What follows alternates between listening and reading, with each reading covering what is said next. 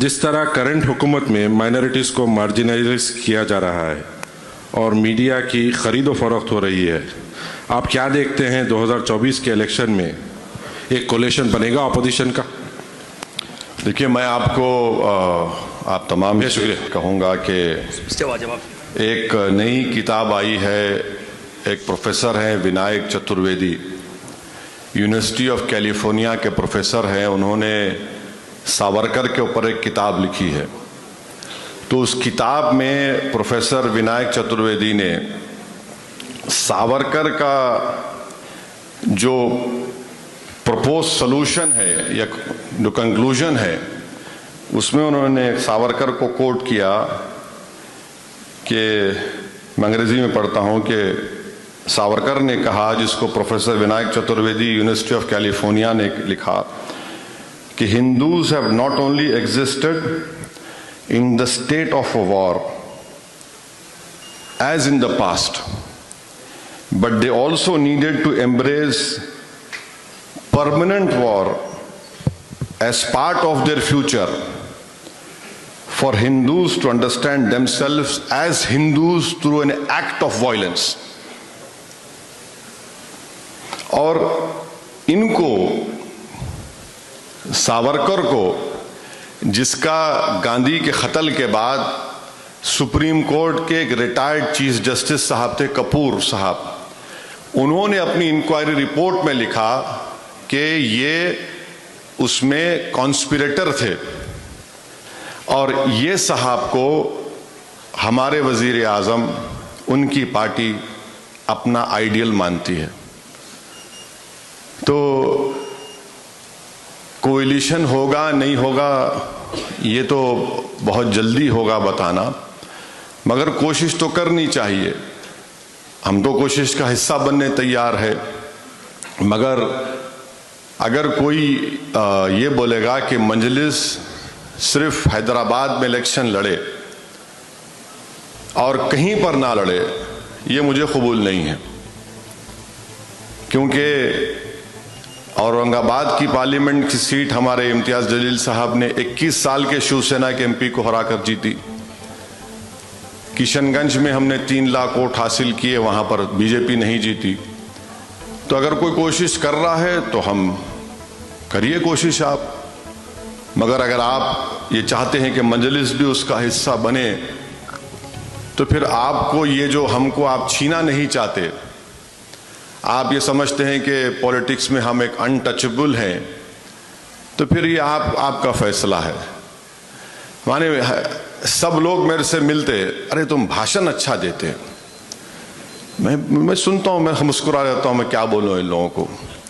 फिर बोलते नहीं वो इलेक्शन क्यों लड़ते आप? मैं क्या करूँ, कव्वाली पार्टी शुरू कर दूँ एक हारमोनियम के साथ, आप राग लिख के देंगे, वो राग पढ़ लेता हूँ तारीफ का आपका। बोले नहीं तुम समझते नहीं। मैं आप समझते नहीं, आपकी वजह से बीजेपी जीती, मेरी वजह से नहीं जीती बीजेपी। आप देखिए कोलिशन की आप बात कर रहे, 2019 जून में अमित शाह ने होम मिनिस्टर के हैसियत से एक एक्ट को लेकर आया, अमेंड किया यूएपीए को, अनलॉफुल एक्टिविटीज प्रिवेंशन एक्ट। इस एक्ट को उन्होंने और ड्रैकोनियन बना दिया, सख्त बना दिया।